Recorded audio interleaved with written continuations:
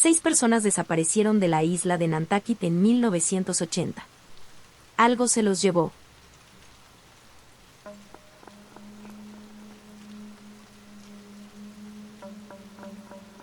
La noche del 25 de enero de 1980, la temperatura en la isla de Nantucket, Massachusetts, descendió por debajo del punto de congelación. Hacía tanto frío que resultaba casi insoportable salir a la calle sin un grueso abrigo y un pasamontañas. El viento que azotaba desde el Atlántico bajó aún más la temperatura, y las olas chocaban contra la orilla con toda la furia de la madre naturaleza. Es una noche que los viejos isleños recuerdan bien, porque fue la noche en que Margaret Kilcoyne desapareció sin dejar rastro. Margaret Kilcoyne, profesora adjunta de medicina del Columbia College de Nueva York, había volado a la isla unos días antes y fue vista por última vez cenando con su hermano y 2 amigos antes de retirarse a su casa de Town Nevers a pasar la noche. A la mañana siguiente, su hermano denunció su desaparición. No había huellas que indicaran que se había marchado. Ningún rastro que indicara que se había ido.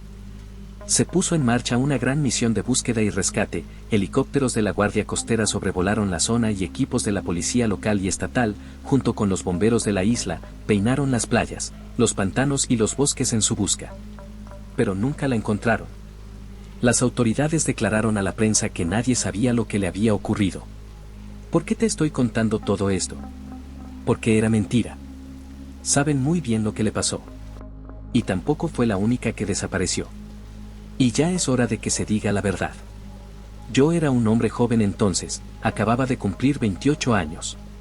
Tras graduarme en la Academia de Policía y servir en el Departamento de Policía de Boston durante 4 años, me cansé del ajetreo y el bullicio de la vida en la ciudad, así como de la violencia sin sentido que veía infligirse a los demás por drogas, dinero o simplemente por diversión. Así que, en febrero de 1978, solicité entrar en el departamento del sheriff de Nantucket. Me aceptaron y me trasladé rápidamente a la isla, situada a 50 kilómetros de la costa de Cape Cod. Durante casi 2 años, todo fue tranquilo. Los residentes de toda la vida me dieron la bienvenida, aunque siempre me mantuvieron ligeramente fuera de su alcance por ser un forastero, era algo que, sinceramente, no me importaba a cambio de la paz y la tranquilidad. La vida en la isla era lenta y predecible, y aparte de las llamadas por borracheras en la vía pública y adolescentes imbéciles, no había incidentes graves. Hasta la noche del 15 de enero de 1980. Acababa de incorporarme al trabajo y me había sentado en mi mesa para hacer el turno de noche, cuando el sheriff salió de su despacho detrás de mí con cara de preocupación. Benson, acompáñame, dijo simplemente, y luego se volvió hacia el otro ayudante que cerraba su mesa por la noche. Johnson, vas a tener que hacer horas extras esta noche. Oí que Johnson lanzaba un débil grito de protesta, pero yo ya me dirigía a la puerta, cogía mi abrigo y seguía al sheriff. La noche era fría como la teta de una bruja, y había empezado a caer una ligera lluvia. Conduce tú, me dijo, dándome las llaves de un Dodge Ram Charger que hacía las veces de uno de los 2 vehículos del departamento del sheriff. Me puse al volante, arranqué el camión y salí a la carretera. ¿A dónde vamos?, pregunté a la silente figura del asiento del copiloto. Vamos hacia Consett, el jefe de policía nos ha pedido ayuda para ir allí, dijo, agachándose y pulsando el interruptor de las luces, que bañaron el mundo que nos rodeaba en un remolino de brillos rojos y azules. Consett era un pequeño pueblo situado en el extremo oriental de la isla. Fruncí el ceño. En todo el tiempo que llevo aquí, la policía local siempre ha sido capaz de resolver por sí sola los casos que se le presentaban. ¿Qué es tan malo para que el jefe nos haya llamado? Un pequeño pozo había empezado a asentarse en mi estómago, y se hizo más pesado cuando mi pregunta no formulada fue respondida. Brian Mess ha desaparecido. Aparté los ojos de los limpiaparabrisas y de la oscura carretera que tenía delante para mirar al sheriff. Al captar mi mirada, asintió lentamente. Sus ojos, normalmente claros, parecían ahora agudos y alerta. Sin decir ni una palabra más, se dio la vuelta para contemplar la noche. Yo hice lo mismo mientras mis pensamientos volvían a acelerarse. Brian era pescador, alguien con quien siempre había entablado amistad cuando nos llamaron para ir a los muelles. Era un hombre corpulento pero tranquilo, de unos 40 años, que vivía con su mujer en una cabaña de un dormitorio cerca de la orilla.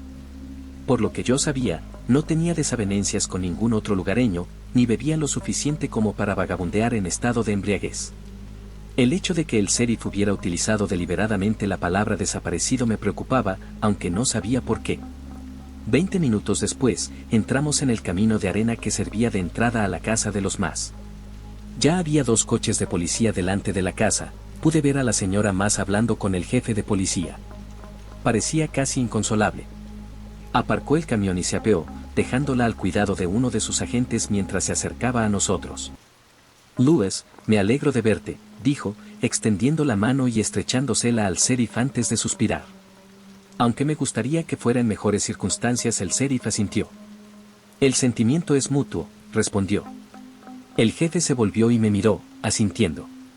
«Ayudante Koteas, me alegro de volver a verte», hijo, le devolví el saludo. «Señor», el sheriff se aclaró la garganta, indicando que los cumplidos habían terminado. «¿Qué tienes?». El jefe se volvió y señaló hacia la casa. «Recibimos la llamada hace unos 45 minutos.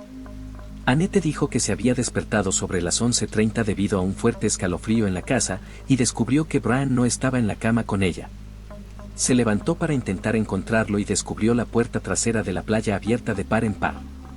Estuvo buscándolo y llamándolo durante 15 minutos antes de llamarnos. Tengo entendido que usted trabajaba en la ciudad y que se le daba bastante bien ayudar a los detectives a localizar a personas desaparecidas, ayudante del sheriff. ¿Es eso cierto?». Asentí, sintiendo que mi mente profesional se ponía en marcha, algo que no había tenido que usar desde que me mudé aquí. «Sí, señor», respondí con sencillez. Asintió con la cabeza, algo aliviado, e hizo un gesto hacia la puerta abierta de la casa. «Por favor, vaya con mis oficiales dentro. A ver si hay algo que se nos haya pasado por alto. Porque no encontramos ni rastro de por dónde podría haber ido. Voy a hablar con el sheriff unos minutos más». Volví a asentir, me di la vuelta y caminé hacia la casa.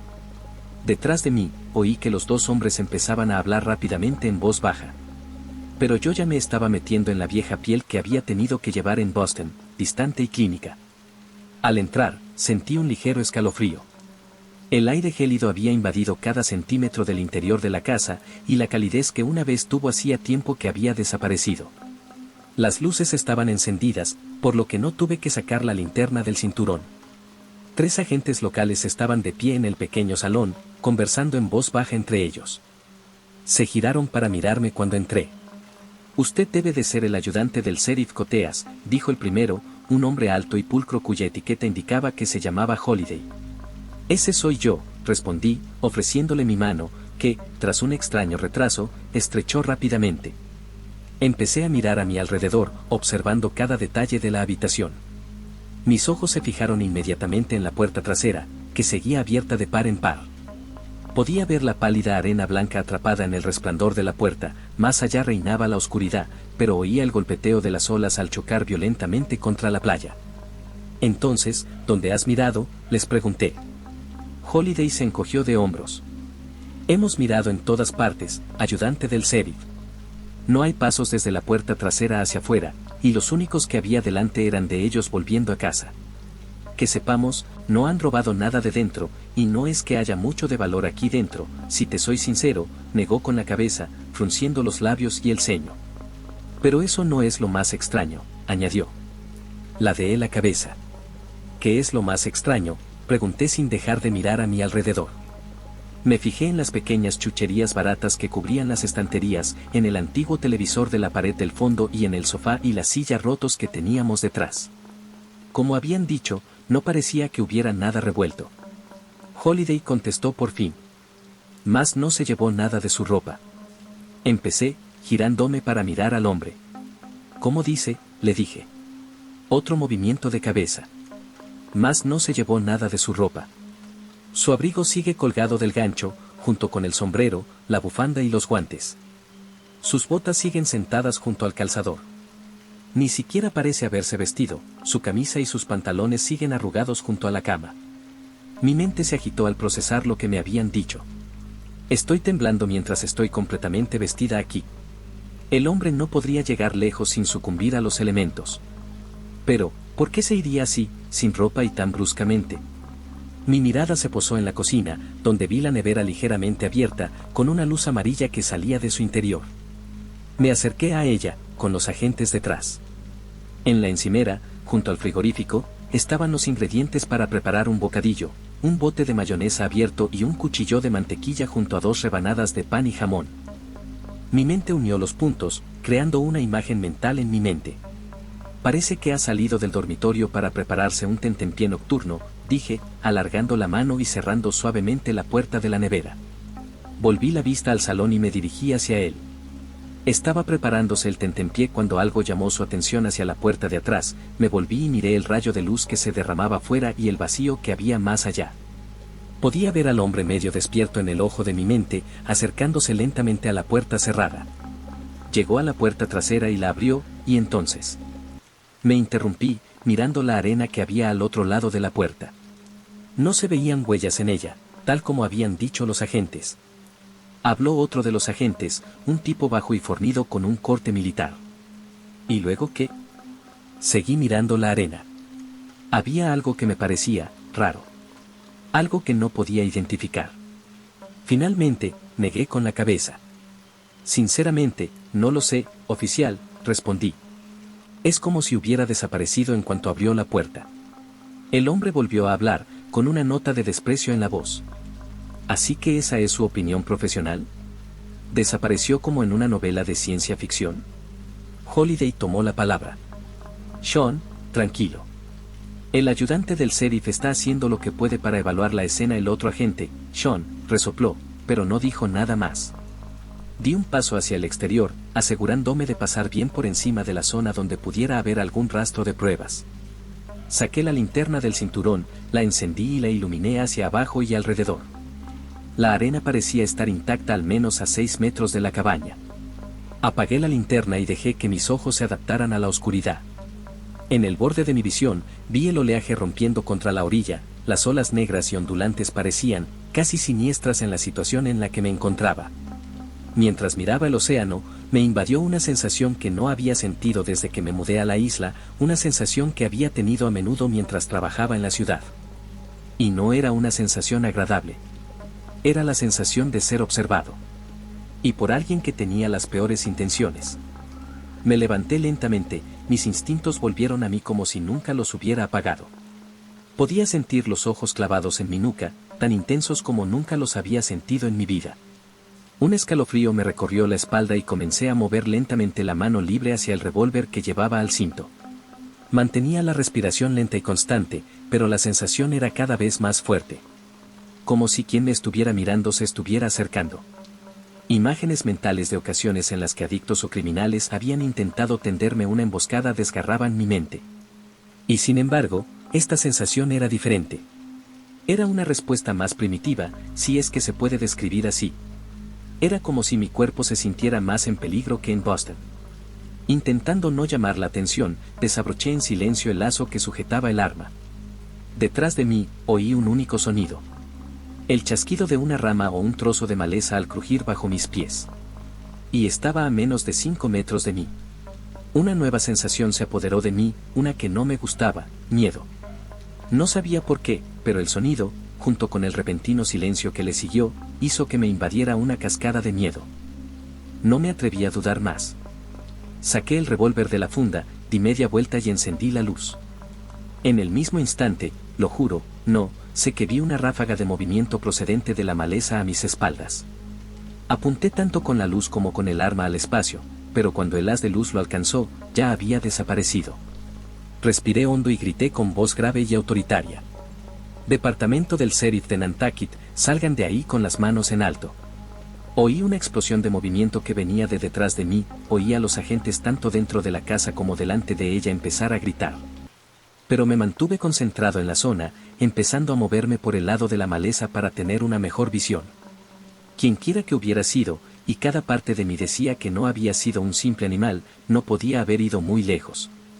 Oí que alguien gritaba mi nombre. Ayudante Coteas, ¿qué pasa? Oí la voz de Holiday retumbar. Alguien ha vuelto por aquí, lo han reservado en cuanto se han dado cuenta de que su escondite estaba comprometido. Respondí, sin apartar la vista del espacio. Ya no había movimiento, pero no me arriesgaría. Momentos después, casi todos los agentes, junto con el sheriff, se habían unido a mí, con sus armas desenfundadas y apuntando a la línea de maleza. Tras unos momentos tensos en los que ordené a quien quiera que fuera que saliera, unos pocos agentes y yo entramos para despejar la zona. No encontramos nada. No había nadie entre la maleza. Quienquiera que hubiera sido hacía tiempo que se había ido. Casi tenía miedo de que me tacharan de nervioso o de estar escuchando cosas, hasta que Sean, el agente con el que no me llevaba bien, llamó diciendo que había encontrado un montón de maleza pisoteada y agrietada, casi exactamente a 5 metros de donde yo estaba. Confirmó mi historia. Esto puso una atmósfera mucho más oscura sobre todo. Ya no se trataba de una simple desaparición, sino de un caso mucho más nefasto. Una vez que estuvimos seguros de que no había nadie, nos reunimos frente a la casa. Una vez que el sheriff hubo guiado a la señora más al interior, asegurándole que un agente estaría aparcado fuera toda la noche por seguridad, el jefe se dirigió a todos nosotros. Caballeros, lo que voy a pedirles es de la máxima importancia. Se trata de una investigación en curso y, como tal, debe mantenerse al margen de los medios de comunicación. No necesitamos que los periódicos, y especialmente las emisoras del continente, se enteren de esto. No solo podría estropear nuestra investigación, sino que haría cundir el pánico entre la población, y no podemos permitirnos eso. Así que, por favor, guardad esto para vosotros, hasta que yo diga lo contrario. ¿Entendido? Todos los demás asintieron casi de inmediato. Sentí que se me hacía otro nudo en el estómago. No estaba de acuerdo con la llamada del jefe. Siempre que teníamos un caso grave en la ciudad, alertar a los medios de comunicación ayudaba a mantener al público informado y a salvo. Me dio la impresión de que el jefe estaba pensando más en contener los daños que en encontrar al señor Mas o a la persona que había estado merodeando observándonos. Aún así, asentí. Todas estas décadas después, ojalá hubiera tenido el sentido común de alertar a los medios de comunicación y no dejar que quedara enterrado bajo la alfombra. Mientras volvíamos a la comisaría, le expresé mi preocupación al sheriff, que ahora estaba sentado en el asiento del copiloto escribiendo un informe en su portapapeles. Asintió cuando terminé.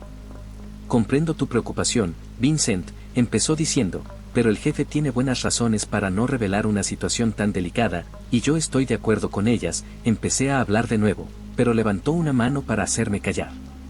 No hay nada más que hablar sobre el tema, ayudante. Debe guardar silencio sobre este caso, ¿entendido? El tono de su voz indicaba que era una orden, no una petición.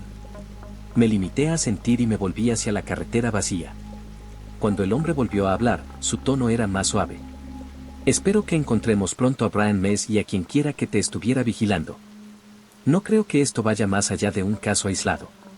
Asentí de nuevo con la cabeza, sintiéndome aún tan tenso como una serpiente de cascabel, pero intentando que las palabras del hombre me reconfortaran.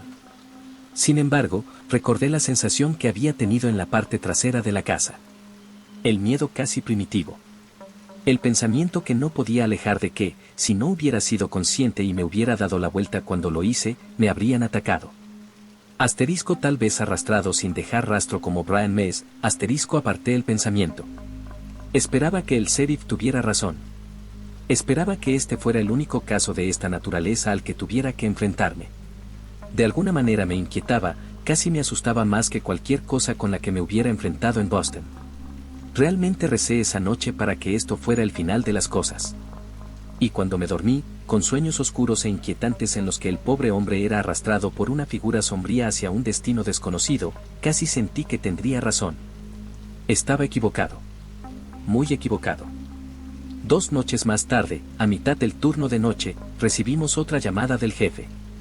Se había denunciado la desaparición de otra persona, esta vez de una casa cercana a la orilla sur, una mujer de 23 años llamada Jenny que había trabajado como cajera en una de las tiendas de comestibles del centro.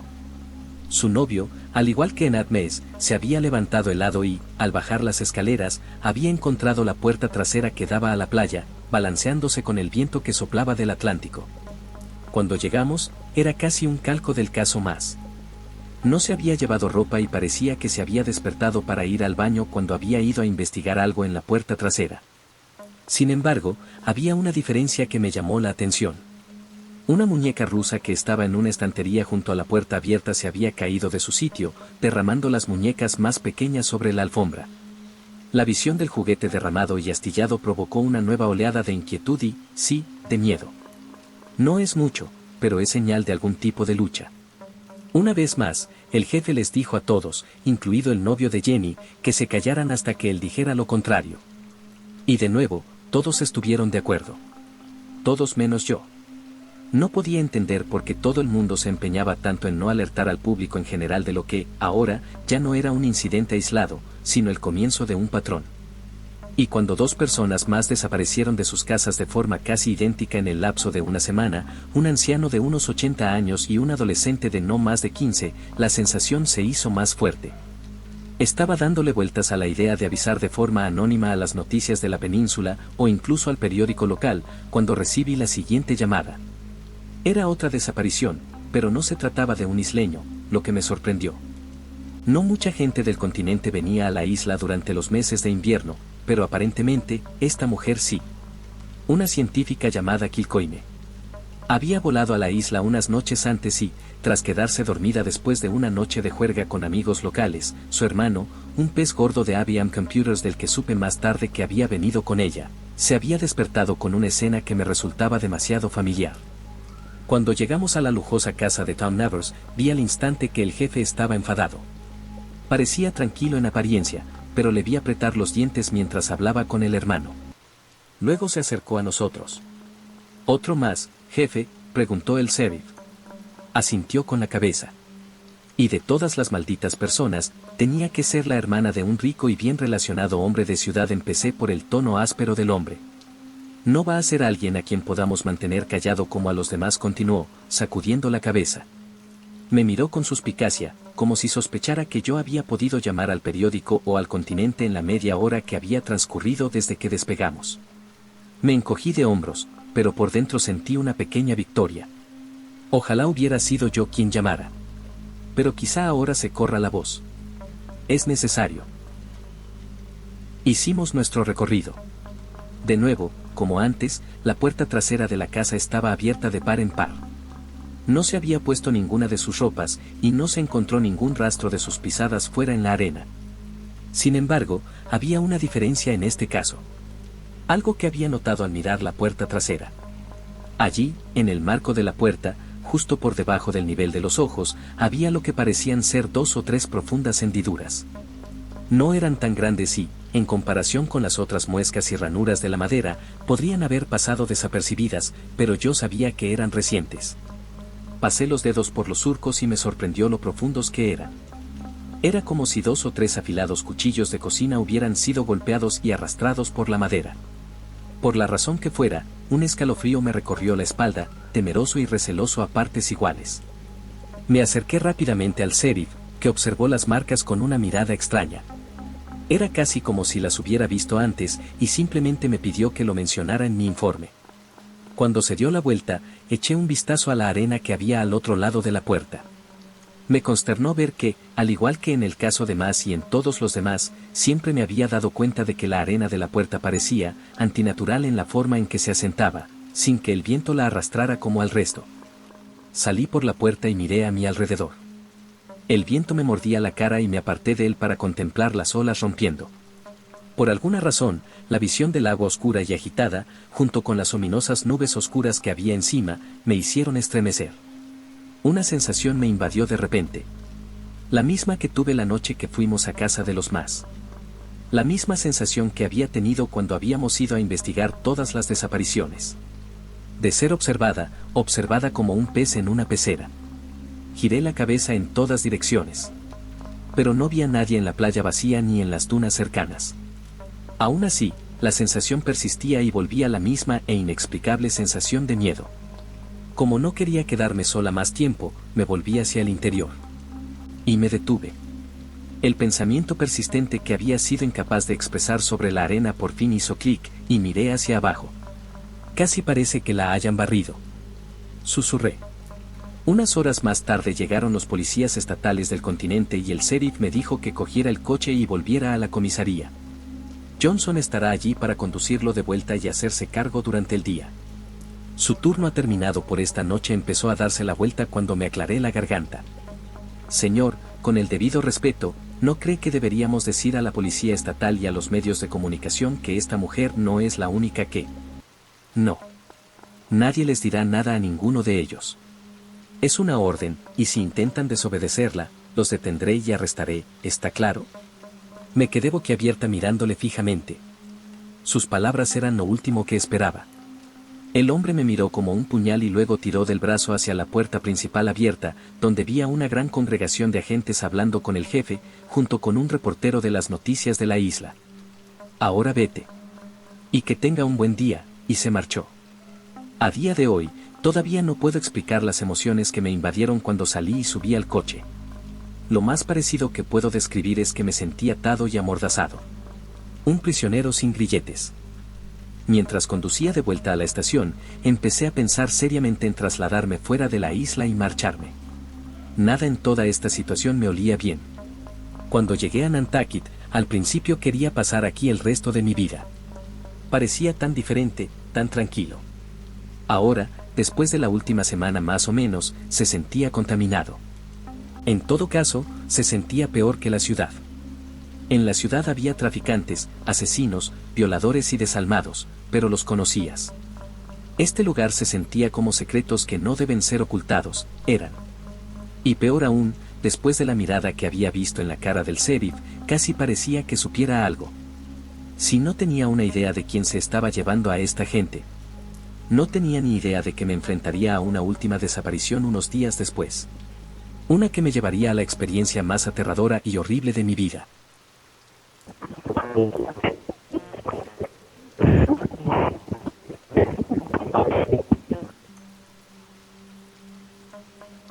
Ni siquiera estaba de servicio cuando ocurrió. Había sido trasladado al turno de día por el sheriff, con el que seguía teniendo problemas. Mi turno terminó poco después de las 10 de la noche y me subí a mi Jeep CJ para regresar a mi casa, cerca del estanque Cesachacha. Saqué una cinta de casete de la bandeja que había bajo el salpicadero y la puse, con los primeros acordes de Gimme Shelter de los Rolling Stones resonando en los altavoces. Mientras conducía, mi decisión de dejar el departamento y abandonar la isla se hacía cada vez más firme. Giré por una carretera que bordeaba el océano por la derecha, con casas alineadas que bloqueaban la vista de la playa. Ya no puedo seguir con esto. No puedo ser parte de un encubrimiento por cualquier tonta razón que tenga el jefe. Esto es demasiado. Levanté la vista y vi que algo salía corriendo a la carretera delante de mí. No algo, alguien. Mierda. Grité, apretando los pedales del freno y del embrague. Las ruedas traseras del jeep se bloquearon y, por un momento, el mundo giró a mi alrededor y mis oídos se llenaron del chirrido de los neumáticos. Entonces, el jeep se detuvo con un bandazo, mirando hacia atrás por donde había venido.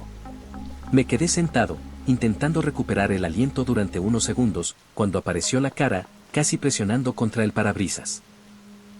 Grité, y mi mano voló hacia la pistola personal que tenía bajo el salpicadero.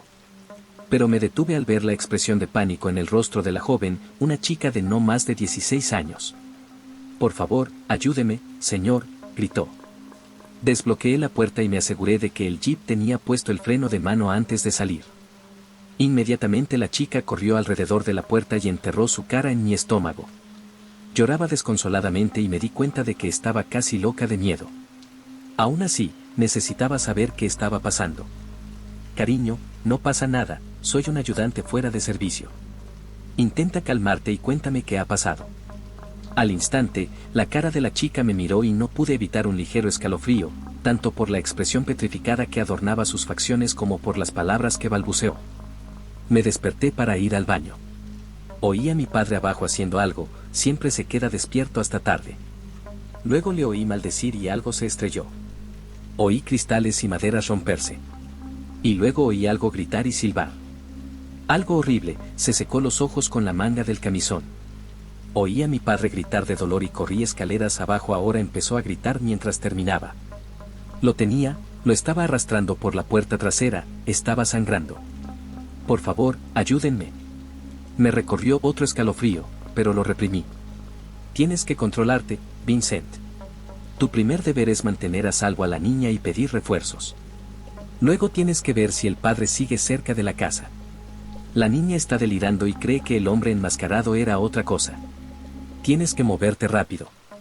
Asintiendo a mis propios pensamientos, guié a la chica hasta el asiento del copiloto y cerré la puerta. Volví al lado del conductor y cogí mi pistola y una linterna de repuesto antes de coger la radio CB que había conectado bajo el salpicadero. La sintonicé en la frecuencia que utilizaba el departamento del sheriff y pulsé el botón de transmisión. Cualquier ayudante que esté escuchando esta frecuencia, aquí el ayudante Coteas, solicitando refuerzos urgentes. ¿Alguien me escucha? La voz que respondió fue la de Johnson. Coteas, aquí Johnson, ¿qué está pasando? Cambio. Johnson, avisa al sheriff y dile que envíe también a toda la policía local a Sesachacha Band. Acabo de encontrarme con una chica aterrorizada que dice que alguien ha entrado y se ha llevado a su padre. Dejé que las palabras flotaran en el aire un momento, para que calaran. Dios, otra no, oí respirar a Johnson. Volví a pulsar el botón de transmisión. Dejo a la niña en mi jeep y voy a revisar la casa para ver si el padre sigue vivo. Que vengan refuerzos cuanto antes. Le oí responder, pero ya me había vuelto hacia la niña. Cariño, tengo que dejarte en el camión mientras voy a ver si tu padre está bien. Empezó a sacudir frenéticamente la cabeza, pero le puse una mano tranquilizadora en el hombro. No pasa nada, viene más policía de camino. Quédate en el camión y mantén la puerta cerrada, ¿vale? Enseguida vuelvo, y cerré la puerta del conductor con un ruido seco. Me volví hacia la oscura silueta de la casa desde la que la chica se había precipitado a la carretera. Incluso desde allí podía ver la puerta principal abierta de par en par, que de vez en cuando se balanceaba cuando soplaba una ráfaga de viento. Una única luz se apagaba en lo que debía de ser un salón. Aparte de eso, todo estaba tranquilo. No se oía el canto de los pájaros, ni animales entre la maleza. Lo único que oía era el golpeteo de las olas al otro lado de la casa y el crujido de un columpio montado en el porche delantero que giraba con la brisa. Por lo demás, silencio. Todavía hoy recuerdo la cantidad de adrenalina y miedo que corría por mis venas mientras me preparaba para lo que podría ser un enfrentamiento violento. Tragando saliva con más fuerza de la habitual, eché un último vistazo al jeep y empecé a caminar hacia él. En cuanto llegué al camino que conducía al porche, aminoré la marcha. La mano que empuñaba mi pistola estaba ahora ligeramente sudorosa, a pesar del frío. Me tomé un momento para respirar hondo y empecé a acercarme lentamente a la casa, procurando que mis pasos hicieran el menor ruido posible. La casa seguía sin moverse, pero la atmósfera que percibía me ponía aún más nervioso de lo que creía posible. El aire parecía cargado y tenso, como si el mundo a mi alrededor contuviera colectivamente la respiración. Y había otra sensación que percibía. Algo que aún no podía ubicar. Y era la misma que había tenido en todos los otros lugares de desaparición, excepto que esta era 10 veces más fuerte. Al llegar al porche, comprobé el escalón inferior para asegurarme de que no crujía y subí hasta la puerta principal abierta. La entrada estaba a oscuras, pero incluso en la penumbra pude ver una escalera que conducía al segundo piso. Un pasillo conducía a su alrededor, hacia la parte trasera de la casa, y también pude ver una puerta que llevaba a otra habitación a la derecha. Es probable que haya una puerta idéntica a la izquierda, si la distribución de este lugar es similar a la de mi casa. Esperé un momento, apartando de mi mente todo lo que no fuera mi entrenamiento. Luego crucé la puerta hasta la mitad. Había acertado en mi suposición, a mi izquierda había una puerta que daba a lo que parecía ser una sala de estar. Incliné la cabeza para poder ver el pasillo. Nada se movía en la quietud, oía el tic-tac de un reloj que resonaba al final del pasillo. Volví a respirar hondo y, por mucho que no quisiera, me obligué a seguir el procedimiento y llamar. Departamento del Sheriff de Nantucket, si hay alguien aquí, hágase notar. Mi voz sonó casi apagada mientras llenaba la casa. Bueno, ahí va el elemento sorpresa. Encendí la linterna, metiendo la muñeca que la sujetaba bajo la mano de la pistola, y el haz amarillo subió las escaleras hacia el segundo piso. Miré con aprensión las puertas entreabiertas de la parte superior del rellano. Normalmente, el procedimiento habitual para que un solo agente desaloje una casa consiste en inspeccionar primero la planta baja y luego subir las escaleras. Pero desde que había acudido a una llamada por un altercado doméstico hacía 5 años, en la que un hombre borracho como una cuba había salido del dormitorio de arriba con una escopeta mientras yo desalojaba la primera planta, me había inculcado la costumbre de desalojar primero la segunda planta. Me dirigí a las escaleras y las subí rápidamente, agradeciendo que, aparte de un pequeño crujido en el segundo escalón, no hicieran ningún ruido. La primera puerta daba a lo que debía de ser el dormitorio del padre, con la cama grande vacía. La segunda daba a un pequeño cuarto de baño. La tercera daba a lo que tenía que ser el dormitorio de la niña. Al ver un armario medio abierto al otro lado, opté por entrar en la habitación, cruzando y asegurándome de que no había nadie escondido dentro. Seguro de que no había nadie arriba, me di la vuelta y comencé a salir de nuevo al pasillo. Pero me quedé helado al echar un vistazo por la ventana. La ventana del dormitorio de la niña daba a la parte trasera de la casa, hacia la playa. Estaba oscuro, pero las nubes se habían retirado un poco, permitiendo que la luna brillara sobre la arena y se colara en la habitación.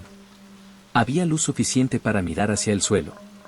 Allí vislumbré una figura oscura que se movía.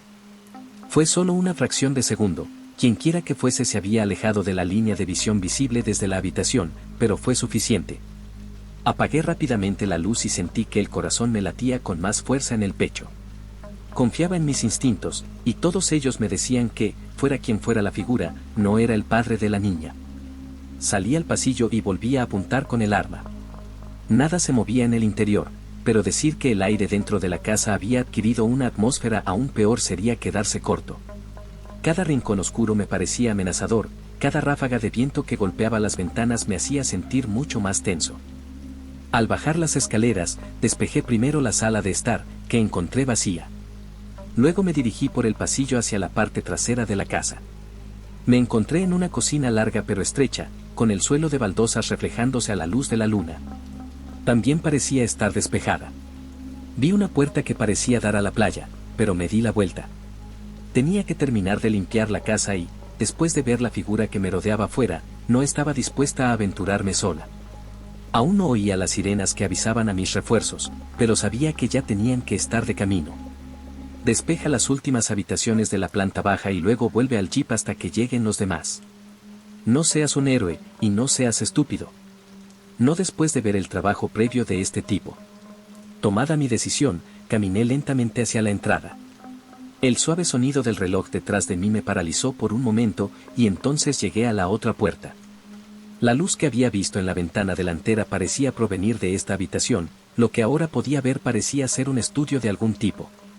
Había libros en las estanterías de todas las paredes, un escritorio ornamentado y una silla en el centro de la habitación, con papeles apilados encima. Mientras mis ojos parpadeaban detrás del escritorio, donde cualquiera podría esconderse fácilmente, se oyó un ruido procedente del otro lado, que me hizo levantar de nuevo el arma. Vi una puerta en la que no había reparado al principio en el otro extremo de la habitación, la puerta abierta de par en par. Crucé el estudio lentamente, asegurándome de que nadie se agazapaba detrás del escritorio antes de acercarme a la puerta. La habitación de más allá estaba a oscuras, pero pude ver una gran mesa rodeada de sillas dispuestas en el centro. El comedor. Me moví en silencio y exploré la habitación.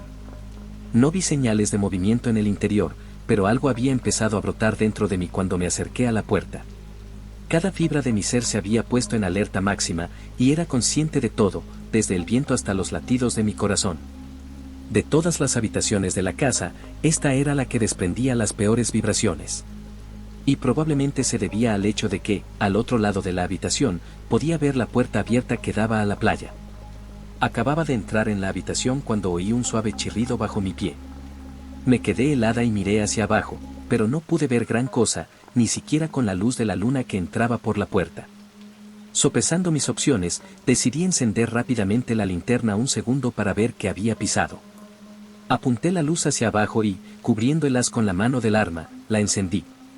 Hasta el día de hoy, desearía no haberlo hecho. Como había dicho, en todas las demás desapariciones a las que había acudido, aparte de la muñeca nido volcada en casa de la niña, no había habido signos de violencia. Ni signos de lucha. No había nada. Este no era el caso. Lo primero en lo que me fijé fue en la vajilla rota que cubría el suelo.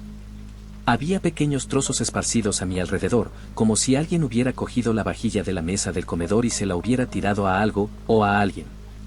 Lo segundo que noté fue que las dos sillas de este lado de la mesa habían sido derribadas. Una tenía el respaldo de madera tallada y ornamentada roto, lo que demostraba que alguien se había golpeado contra ella con gran fuerza.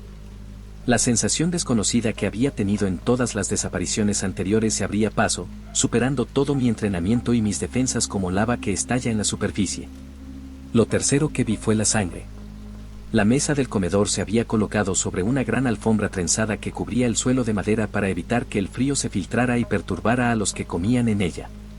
Y había quedado completamente empapada de sangre. Pude ver la gran mancha que había pisado y, mirando a izquierda y derecha, vi que la mesa y la vitrina de la vajilla también estaban salpicadas de sangre. Al instante, supe que el padre de la niña había muerto. Ninguna persona podía perder tanta sangre y sobrevivir.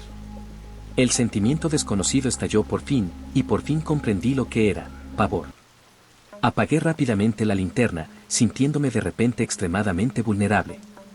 Esto va mucho más allá de un simple secuestro o robo, va más allá de lo que esta gente está acostumbrada a hacer. Hemos estado lidiando con un maldito asesino en serie todo este tiempo, y al diablo con las consecuencias. Voy a llamar a tierra firme ahora mismo. Un ruido me sacó de mis pensamientos. Uno que provenía de la puerta trasera abierta. Se me cortó la respiración y sentí que el corazón me retumbaba en el pecho mientras agarraba con fuerza la pistola. Lentamente, alcé los ojos. A la brillante luz de la luna, pude ver que la mancha de sangre se había convertido en una mancha que indicaba que algo, el padre de la chica, había sido arrastrado.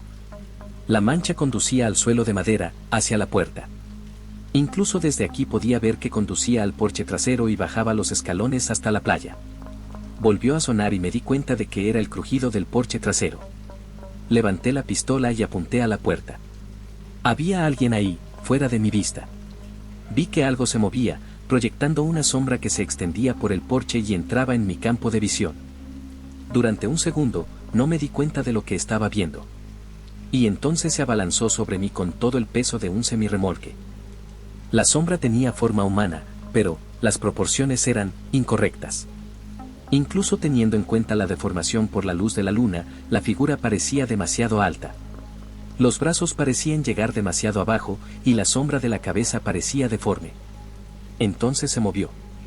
De repente se me heló la sangre al oír el sonido de su respiración, un estertor de aire, casi como si luchara por aspirar oxígeno hacia los pulmones.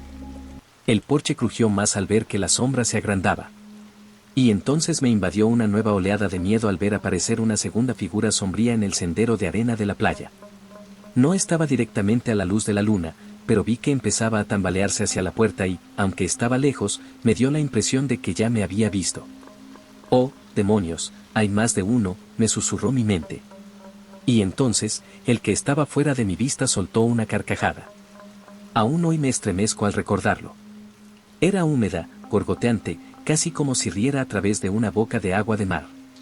Y contenía un regocijo malicioso que me heló hasta los huesos. Nada humano podría haber soltado semejante carcajada. Fue entonces cuando algo serpenteó alrededor de la puerta desde el lado opuesto. Mis ojos se clavaron en él y sentí que toda la sangre se me escapaba de la cara. Finalmente conseguí susurrar dos palabras, apenas audibles. «¡Que me jodan!». El pavor y el terror que nunca había sentido antes se abatieron sobre mí como una ola rebelde. Solo me quedé allí un segundo más. Luego eché a correr. Me di la vuelta y salí corriendo del comedor, corriendo por el estudio mientras oía otra risa inhumana detrás de mí. Ni siquiera pensé dos veces en usar la pistola, sabía que sería tan eficaz como lo habían sido los platos de porcelana contra ellos. Salí corriendo por la puerta principal y bajé los escalones. Estaba a medio camino de mi jeep cuando las luces se encendieron de repente, cegándome y congelándome en el sitio. «Quieto, suelte el arma». Oí la voz de un hombre. «No dispare, soy ayudante del sheriff». Grité. El delirio del miedo corriendo por mis venas hizo que mi voz saliera más alta y más chillona de lo que nunca la había oído. Durante unos segundos más, nadie habló, y temí que abrieran fuego contra mí. Y entonces sonó una voz familiar. «Bajad las armas, es mi ayudante». Las luces también bajaron y por fin vi que mis refuerzos ya habían llegado. Me enfrentaba a lo que parecía todo el departamento de policía de la isla, además del departamento del sheriff. Vi al sheriff de pie junto al jefe de policía, ambos con escopetas en la mano. A ambos lados había agentes con cara de piedra. Vi que algunos de ellos ya habían sacado a la chica de mi jeep, le habían puesto una manta sobre los hombros y la habían sentado en la parte trasera de una ambulancia que esperaba. Señalé frenéticamente la casa. «Están ahí detrás, son al menos dos», dije, con la voz aún temblorosa. Vi que el jefe y el sheriff intercambiaban una mirada sombría. Luego ordenaron a los agentes que entraran en la casa. Se arremolinaron a mi alrededor y subieron los escalones mientras un paramédico se apresuraba a guiarme para que me apoyara en uno de los coches patrulla. Podía oír cómo se llamaban unos a otros mientras entraban en la casa y me examinaban. «Está bien, Sheriff», dijo al terminar y dar un paso atrás, «parece que está un poco conmocionado». El sheriff asintió y me hizo un gesto para que le siguiera. Mientras lo hacía, me di cuenta de algo. Ninguno de estos patrulleros tenía las luces encendidas. Y tampoco usaban sus sirenas, incluso tan concentrado como estaba, los habría oído acercarse. La realización no me sentó bien, tampoco la mirada en la cara del sheriff. En voz baja, el hombre me preguntó qué había pasado, qué había visto cuando entré en la casa. Luchando contra la adrenalina y el miedo que aún corrían por mi organismo, hice todo lo que pude para contar todo lo que había sucedido desde que metí a la niña en mi jeep. Cuando llegué a la parte de lo que había visto en la puerta trasera del comedor, vi que su cara se ensombrecía aún más de lo que ya estaba. Ellos sí saben lo que son esas cosas. Se quedó callado un rato cuando terminé. Luego suspiró, como si hubiera llegado a una conclusión que no quería y habló. «Nada de lo que me acaba de decir va a estar escrito en su informe, ayudante». Me quedé mirando al hombre con incredulidad antes de que continuara. «No va a haber un informe del incidente de toda esta situación, para ser más precisos. Por lo que a él respecta, nunca ocurrió», solté un grito de asombro. «¿Lo dice en serio, señor?». Asintió. «Hablo muy en serio, ayudante del sheriff. Y eso no es todo. Cuando regrese mañana a la comisaría, descubrirá que no hay ninguno de los informes de incidentes que ha archivado para los casos anteriores, con la única excepción del caso Kilcoyne. Han sido destruidos y, a partir de ahora, nunca ocurrieron», solté medio jadeo, medio risa de asombro. Pero no me dejó hablar. Continuó. «Tú no eres isleño, Vincent. Vienes del continente. Lo digo con el debido respeto, pero eres un forastero. Y los forasteros nunca entenderán de verdad algunas cosas de la vida aquí. Esta», señaló hacia la casa que seguía llena de oficiales, «esta es una de ellas». Por fin recuperé la voz. «Señor, con el debido respeto a usted también, está hablando de encubrir las desapariciones, no, las muertes, de 6 personas. 6 personas que fueron masacradas y arrastradas por solo Dios sabe qué eran esas cosas. ¿Y quieres que me calle la boca y te deje esconderlo bajo la alfombra?». Me miró a los ojos al oír mis palabras, y vi en ellos una mirada que nunca antes había visto. Una dureza que normalmente solo reservaba para los criminales. «Sí, ayudante, quiero. Al menos, si alguna vez quiere volver a tierra firme». Sentí que se me desencajaba la mandíbula ante la amenaza abierta, no solo implícita, del hombre. Volvió a hablar. «Hemos tratado con ellos durante mucho tiempo. Más tiempo del que yo he vivido. Que yo sepa, desde que la gente se mudó a la isla. Y siempre hemos cuidado de los nuestros cuando regresan. Mantenemos a salvo a quien podemos. Y en cuanto a las almas desafortunadas», se interrumpió. «¿Qué pasa con los que perdieron gente?», dije, sintiendo que una pequeña oleada de ira se apoderaba de mi lado aterrorizado. Señalé a la chica a la que estaban subiendo a la ambulancia. «¿Qué pasa con la gente como ella?». Me dedicó una mirada y se volvió hacia mí. «Nos aseguramos de que entiendan por qué no decimos nada a la gente del continente. Por la misma razón que ahora, ayudante del sheriff. Cuidamos de los nuestros». Le miré fijamente un instante más y luego bajé los ojos.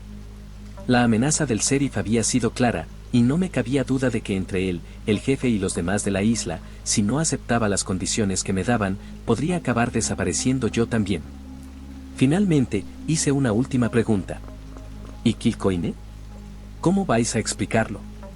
Pondremos miguitas de pan, haremos que parezca que simplemente decidió adentrarse en el agua y acabar con todo, quizá una persona la siguió desde tierra firme y la secuestró. Lo resolveremos, no te preocupes». Después de un rato, finalmente asentí, sin mirar a los ojos del hombre. «Bien», dije débilmente. «Bien, no diré nada», sentí que me ponía la mano en el hombro. «Si quieres irte, no te culpo.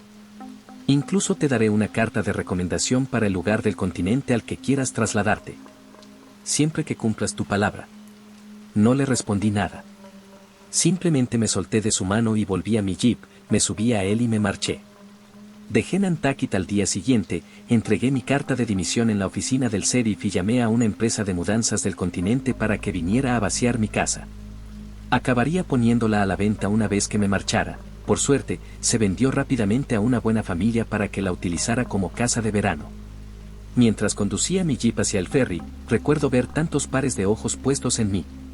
Vi al sheriff despidiéndose de mí desde el muelle. Vi que algunos residentes me miraban de reojo. También sentí que me miraban otros ojos, pero no pude ver a sus dueños. Venían de debajo de las oscuras aguas del Atlántico, y la sensación de que me observaban nunca disminuyó hasta que el ferry estuvo a medio camino de vuelta a tierra firme. De eso hace ya casi 44 años. Acabé aceptando un trabajo en la Policía Estatal de Massachusetts, ayudado por la carta de recomendación que acabé recibiendo del sheriff. Conservé ese trabajo otros 20 años antes de jubilarme en 2000. El sheriff también había dicho la verdad sobre lo que ocurriría en el caso de Margaret Kelcon. A pesar de que el caso llegó a las noticias del continente, debido a que su hermano intentó forzar nuevas pistas, solo encontraron algunas ropas suyas abandonadas cerca de un estanque, junto con su DNI y algo de dinero. Sin duda, colocadas allí deliberadamente para despistar a la policía estatal y a los demás. Muchos acabaron creyendo que se había suicidado ahogándose, y aunque el caso siguió abierto durante un tiempo, el interés acabó por decaer y se enfrió. Hoy en día, casi nadie se acuerda del caso, y muchos de los que lo hicieron han muerto. Nadie descubrió nunca la verdad. Porque los isleños saben guardar un secreto. Solo he vuelto a Nantucket una vez, en una excursión de un día en 2013. Honestamente, no sé por qué lo hice, tal vez pensé que sería una forma de cierre que sentía que nunca había conseguido. Sin embargo, no sirvió de nada. El lugar parecía casi inalterado en 33 años, y todos los recuerdos volvieron a inundarme. Especialmente cuando pasé por delante de la casa que había perseguido mis sueños durante décadas. El columpio aún colgaba del porche y me estremecí en el asiento del conductor de mi Saab al otro lado de la calle. Los recuerdos parecían tan frescos como si hubieran sucedido ayer. Especialmente el recuerdo de aquella mano palmeada y con garras que serpenteaba alrededor de la puerta trasera, las escamas verde oscuro, casi negras, brillando a la luz de la luna. Las garras clavándose en la madera como si fuera papel maché. Me alegré de volver al ferry para regresar a Cape Cod antes de que se pusiera el sol. No sentí los ojos sobre mí como hace tantos años. Pero sabía que seguían ahí. Esperando. Tengo casi 70 años. El final de mi vida se acerca rápidamente, sobre todo después de que hace un año me diagnosticaran cirrosis hepática, resultado de haber bebido demasiado durante la mayor parte de mi vida para intentar olvidar. Pero ni siquiera el alcohol fue nunca suficiente para ahuyentar los recuerdos, las pesadillas que me despertaban envuelto en una capa de sudor, gritando. Finalmente decidí, con la mirada clavada en la guadaña afilada de la parca, que tenía que contar la verdad sobre lo que ocurrió hace tantos años. Callar durante más de 40 años me ha hecho un agujero en el alma.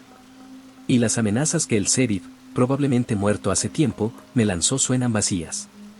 Y así, después de oír hablar de este sitio web, y lo que es más importante, de esta página de la que me enteré por mi sobrino nieto, donde otros publican relatos de cosas que han experimentado y que son inexplicables y aterradoras, he decidido contarlo aquí.